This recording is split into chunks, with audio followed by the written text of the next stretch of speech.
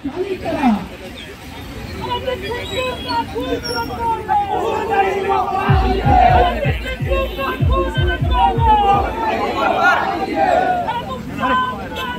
Shriram.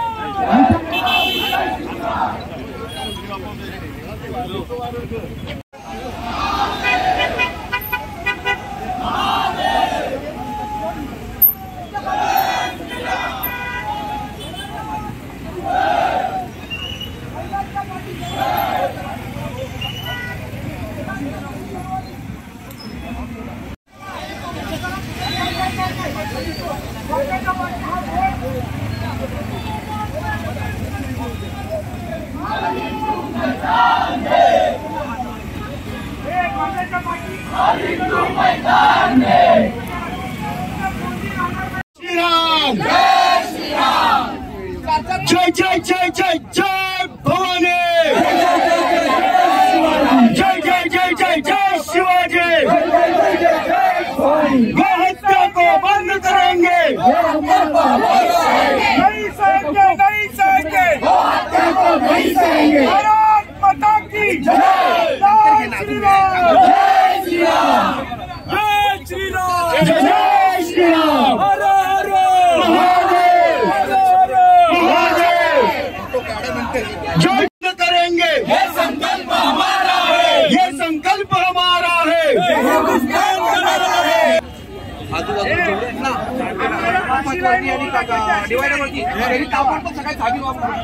Hello नमस्कार।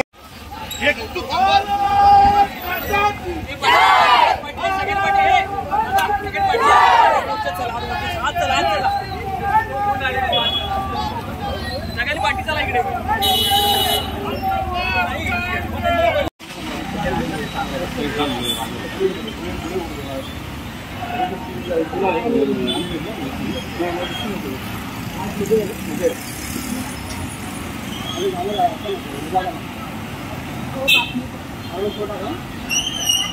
तुमच्या बघावर बघ मी उलटी फेरी मारून आले। मी तुझ्या ऑफिसला गाडी लावून आले।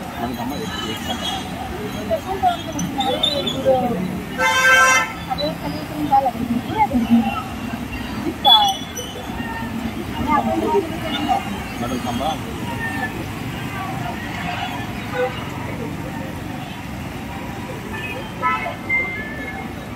हॅलो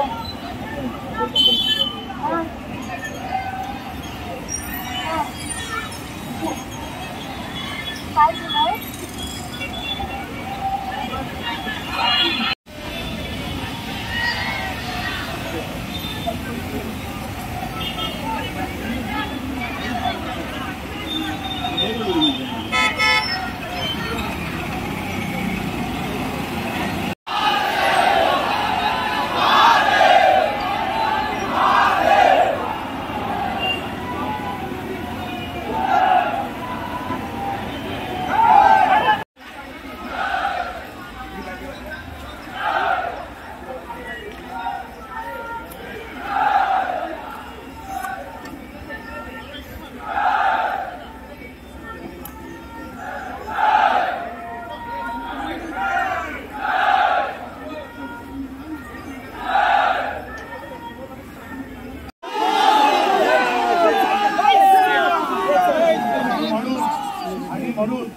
बाटली पकड आता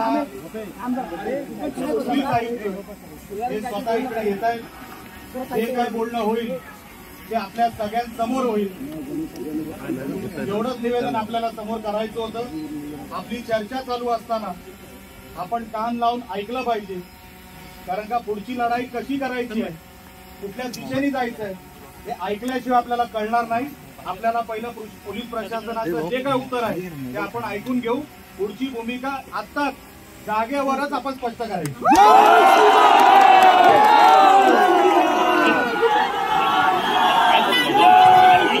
शस्त्र जरी हातात घ्यायला लागलं तरी सकल हिंदू समाज तयार आहे।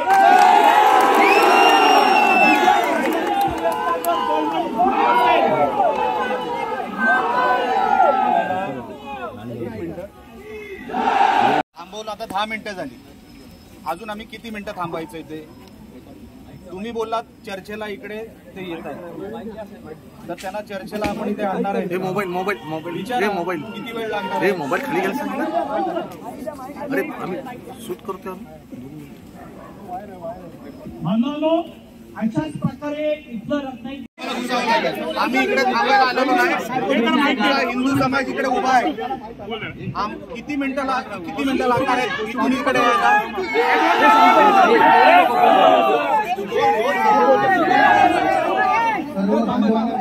सर्व बंधू भगिनींना विनंती आहे, आपण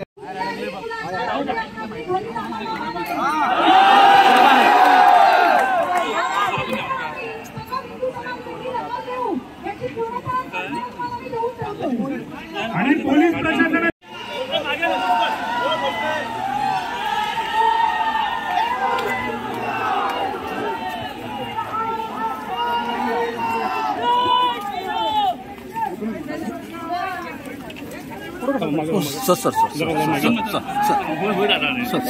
मागे थोडं मागवा थोडं मागे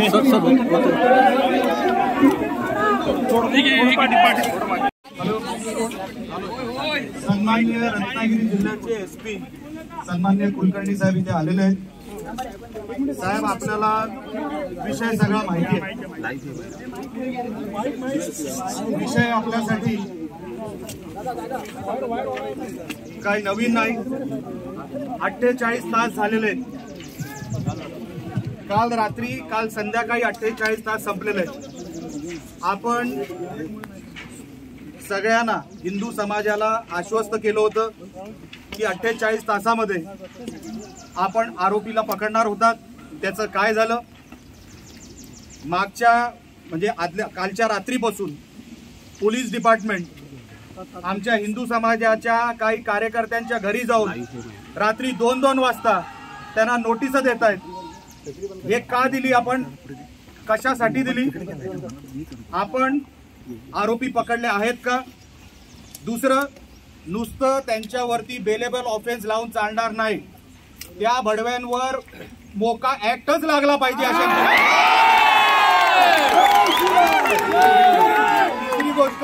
तिसरी गोष्ट आम्हाला आपल्याकडून न्यायाची अपेक्षा आहे. एवढा मोठा मॉब आपल्या समोर, जे काही विषय ठेवलेले आहेत, आपण आता ते विषय मांडावेत आणि आम्हाला लवकरात लवकर ह्याच्यातून कशी सुटका मिळेल आणि ते जे काही ठिकाण आहेत ते उद्ध्वस्त तुम्ही कधी कराल. कारण का माझी मागणी अशी आहे, माझ्याकडे पुरावा असा आहे की रत्नागिरीमध्ये, कोकण नगरमध्ये एक बलवले नावाचा कोणतरी माहिती आहे ना, या बलवले नावाचा कोणतरी इकडे माणूस व्यक्ती आहे कोकण नगरमध्ये. त्याचा डोकर मोठा होता. त्यांनी हे सगळे प्रकार वारंवार, तो हरामी 3 वेळा पकडला गेला पण सोडला गेला. त्याच्यावर कसली कारवाई झाली नाही. त्याच्यावर कारवाई का झाली नाही तेही आम्हाला तुम्ही सांगा. आणि ह्यांचे तुम्ही कत्तलखाने हे उद्ध्वस्त करणार आहात की नाही आणि किती तासात उद्ध्वस्त करणार आहेत ते आम्हाला सांगा.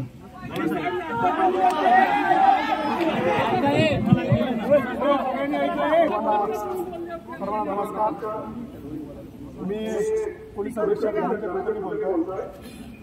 या ठिकाणी तो जो आपल्याकडे रत्नागिरी ग्रामीण इथे जो गुन्हा दाखल आहे त्या संदर्भात जो तपासाची प्रगती आहे त्याच्याबद्दल मी तुम्हाला 2-3 माहिती देत आहे. या गुन्ह्याच्या तपासामध्ये आम्ही एकूण 8 टीम वेगवेगळ्या तयार केल्या आहेत. त्या संदर्भातलं त्या घटनास्थळाच्या आजूबाजूला जे काही CCTV आहेत त्या CCTV फुटेजची सगळी माहिती आम्ही घेतलेली आहे, अजूनही घेत आहोत. त्याचबरोबर यापूर्वी अशा प्रकारच्या गुन्ह्यांमध्ये जे काही अडकलेले लोक आहेत त्यांच्या तांत्रिक जी माहिती आहे, तांत्रिक संदर्भाची माहिती जी आहे त्याचं अनालिसिस चालू आहे. आणि दुसरी अजून महत्त्वाची बाब जी आहे याच्यामध्ये, ह्या गुन्ह्यामध्ये आम्ही आजवरच्या जे काही ह्यापूर्वी झालेल्या घटना तुम्ही सांगितल्याप्रमाणे अनेक जिल्ह्याभरातल्या ज्या घटना आहेत त्याचा एकंदरीत आढावा आम्ही घेत आहोत आणि त्या संदर्भातली माहिती तुम्ही पुढील कारवाई करत आहोत. सगळ्यात महत्त्वाचं याच्यामध्ये तांत्रिक आपल्याला जी काही माहिती आहे त्याच्या आधारावर आपल्याला जावं लागणार आहे. त्याच्यामध्ये कुठल्याही पाठीशी घालण्याचा प्रश्नच नाही आहे. आणि तुमच्या सर्वांच्या माहितीसाठी सांगतो, या गुन्ह्यामध्ये 48 तासाच्या अगोदरच म्हणजे काल आम्ही एका आरोपीला ताब्यात घेतलेलं होतं. त्याच्याकडे सखोल अशा प्रकारची विचारपूस चालू आहे. त्याला आम्ही अटक सुद्धा केलेला आहे आणि त्याच्याकडं त्याची जी काही माहिती आहे तपास चालू आहे. त्याच्याबद्दलची सगळं माहिती घेण्याचं काम चालू आहे. त्याचे कोणी सहकारी आहेत का, त्याचे कोणी बाकी कोणी इतर कोणी सहकारी आहेत का, याच्याबद्दलची माहिती आम्ही घेऊन त्याच्याबद्दलची सगळा तपास चालू आहे. पुन्हा एकदा आपल्याला आश्वस्त करू इच्छितो त्याच्यामध्ये नाही साहेब, एक मिनिट माझा प्रश्न असा आहे की हा आरोप, एक मिनिट, हा आरोपी भाऊ जरा इकडे जर हा आरोपी अचानक कुठून जन्मला, त्याचा ह्या आरोपाची काय संबंध आहे? माझं म्हणणं असं आहे, जरी तुम्ही आरोपी खरा पकडला त्याच्यावर तुम्ही मोका लावणार आहे का? कारण का हा ऑर्गनाइज क्राईमचा भाग आहे. ही बेलेबल ऑफेन्स होऊ शकत नाही. हे परत करत राहणार. कोणाचाही धाक नाही. मागचे 2 ते 3 वर्ष हा बलबले नावाचा आणि गोवलकोट आणि कुठलं रे ते उक्षी, हे उघड चाललंय. हे आज तुम्ही फक्त बेलेबल ऑफेन्स लावून ह्या सगळ्या हे कोण आहेत संबंधित, जर तुम्ही त्यांना सोडणार असाल, आम्हाला ते चालणार नाही. तुम्ही मोका त्यांच्यावर लावणार आहात का? या संदर्भात शक्यता पडताळून आम्ही पाहत आहोत. जास्तीत जास्त जिल्ह्यांकडे कारवाई करता येईल त्याच्याबद्दल निश्चितपणे आम्ही सरकारी अभियंत्यांचा अभिप्राय घेऊ, कायदेशीर आपल्या याचा अभिप्राय घेऊ. त्याबद्दल निश्चितपणे अशा प्रकारचा प्रयत्न करू. आणि मी यापूर्वीच सांगितलं, याच्यामध्ये कोणालाही पाठशी घालण्याचा प्रश्न नाही, त्याच्यामध्ये कोणाला वाचवायचा प्रयत्न नाही. त्याच्याबद्दल मी पुन्हा एकदा पोलिसांनी म्हणून आपल्या सर्वांना आश्वस्त करू इच्छितो. आपल्या सर्वांना आव्हान आहे की आपण शांततेच्या मार्गाने आत्तापर्यंत आलेला आहात. अतिशय शांततेच्या मार्गाने आपण आंदोलन केलेलं आहे. या आंदोलनाला कुठल्या प्रकारचं गालबोट लागणार नाही त्याच्याबद्दल आपण सर्वांनी काळजी घ्यायची आहे. कुठल्या प्रकारचा त्याच्यावरनं कुठेही आपल्याकडनं त्याच्यामध्ये वाद नाही. मी तुम्हाला सांगतो, तुमच्या वाक्यामधून असं कुठेही आश्वासन नाही की आम्ही अमुकच करू. तुम्ही फक्त सांगता आम्ही तपास करू, तपास नंतर आम्ही कोणाला तरी विचारू. हे उत्तर तुम्ही भाऊ आम्ही काय करायला आलो नाही. जरा मागे तुमच्या समोर आहे आणि सकल हिंदू समाजाच्या वतीने आमच्या ज्या मागण्या आहेत साहेब, आमचे नाही, तुम्ही काळजी करू नका. सकल हिंदू समाजाच्या ज्या मागण्या आहेत त्या मागण्यापैकी जर मागण्या तुम्ही पूर्ण करा, ह्या सकल हिंदू समाज वाढणार नाही. मागणी नंबर 1, संबंधित चौकशी अधिकारी आताच्या ॲम्ब्युलन्सला जायला जागा करा. फक्त ॲम्ब्युलन्सला जायला जागा करा.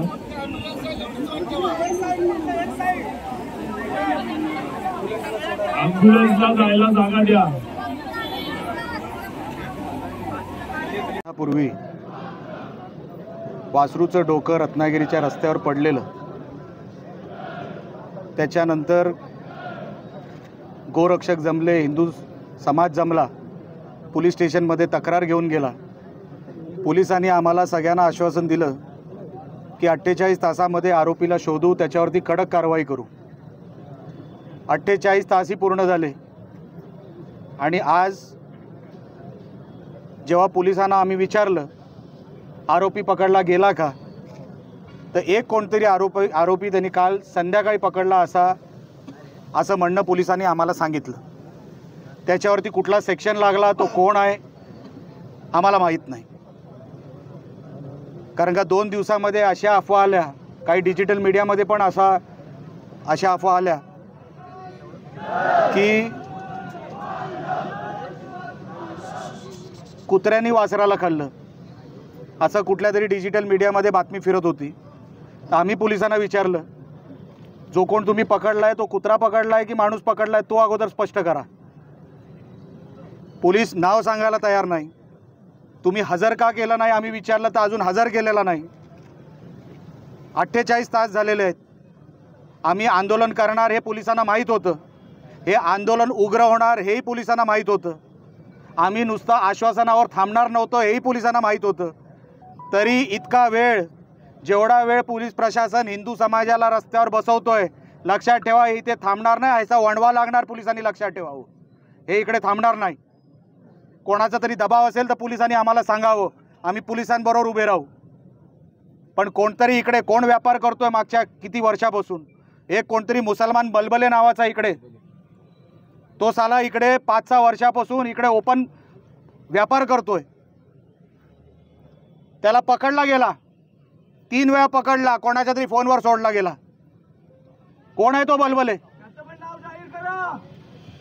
ती स्पॉट तुम्ही उद्ध्वस्त करणार आहे की नाही? आता आम्ही मागणी केली आहे, SIT पण तुम्हाला स्थापन करावी लागेल. आणि त्याला ज्याला पकडलाय त्याला आत्ताच्या आत्ता तुम्ही कोर्टात हजर करा, ही आमची मागणी आहे. तोपर्यंत याच्यातला एकही हिंदू बांधव इथून हलणार नाही, ही आमची मागणी आम्ही पोलिसांसमोर ठेवलेली आहे. जनशक्तीचा बुलंद आवाज म्हणजेच रत्नागिरी खबरदार.